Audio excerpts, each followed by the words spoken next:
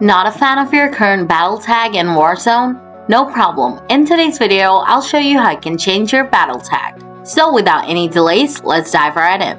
First, go to account.battle.net with a browser of your choice. Don't worry about the link, I'll leave it in the video description below. Then enter your email and password to log into your battle.net account if you haven't. Now the account overview page will come up.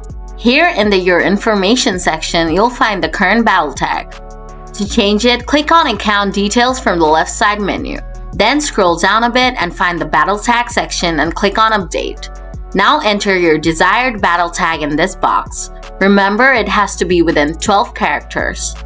After entering the new battle tag, click on Change Your Battle Tag and your battle tag will be changed. However, do keep in mind that you can change your battle tag once for free, so choose it wisely. And that's how you change your battle tag in Call of Duty Warzone. If the video was helpful, hit the like button.